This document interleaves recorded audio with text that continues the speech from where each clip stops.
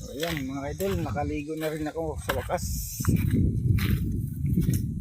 Dito na rin ako sa mga idol, sa bundok. So, pinupuntahan ko. Ayan, kinukuprasan ko to.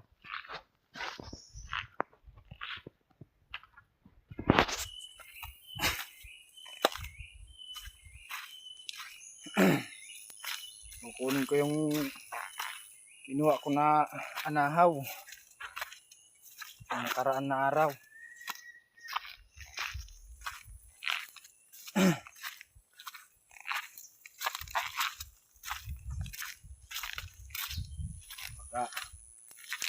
Magka-punit-punit pa ano. Ayan. Sayang naman, mapabayaan na naman. Sayang, tuyot lang to. Ayan, panalik na.